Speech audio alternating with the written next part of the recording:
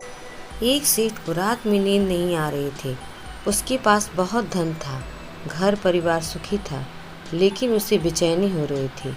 उस समय घर में वह अकेला था। पूरा परिवार अन्य रिश्तेदारों के यहाँ गया हुआ था।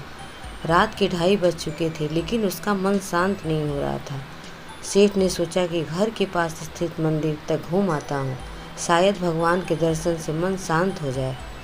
कुछ ही देर में वह मंदिर तक पहुंच गया। जब सेठ मंदिर के अंदर पहुंचा तो उसने देखा कि एक बूढ़ा आदमी भगवान के सामने बैठकर रो रहा है। सेठ उसके पास गया और उससे पूछा कि बाबा, आप कौन हो और रो क्यों रहे हो? बूढ़े आदमी ने कहा कि सेठ जी, मैं बहुत गरीब हूँ। मेरी पत्नी बीमार है और अस्पताल में भर्ती है। उसके इलाज के लिए मेरे पास पैसा नहीं है। अगर डॉक्टर को पैसा नहीं दिया तो वह मेरी पत्नी का ऑपरेशन नहीं करेगा। समझ नहीं आ रहा है पैसों की व्यवस्था कैसे होगी। सेठ ने कहा कि चिंता मत करो, तुम्हारी पत्नी का इलाज मैं करवा दूंगा। सेठ ने तुरंत ही अपनी जेब से सारे पैसे निकालकर उस बूढ़े व्यक्ति को दे दिए। पैसा देखकर वह आदमी खुश हो गया और सेठ को धन्यवाद देने लगा।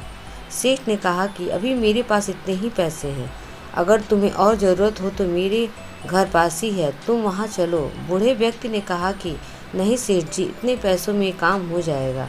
आज आपकी वजह से मेरी पत्नी का इलाज हो जाएगा। पैसा लेकर वह व्यक्ति तुरंत ही मंदिर से चला गया। ज़रूरतमंद की मदद करने के बाद सेठ का मन अब शांत हो गया। उसने भगवान को प्रणाम किया और सोचने लगा कि शायद इसी वजह से मैं सो नहीं पा रहा था। भगवान को मेरे माध्यम से इस गरीब की मदद करवानी थी। घर आकर चैन की नींद सो गया। इस छोटी सी कथा की सीख यह है कि जो लोग भगवान पर भरोसा करते हैं उनकी सभी परेशानी दूर हो सकती है।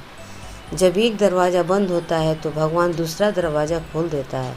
बस हमें हिम्मत नहीं हारना चाहिए, धैर्य बनाए रखें और ईमानदारी से अपना काम करते रहना चाहिए। भगवान किसी न किसी रूप में हमारी मदद ज़रूर करते हैं। अगर कहानी पसंद आई हो तो प्लीज़ लाइक एंड सब्सक्राइब ज़रूर करें। धन्यवाद।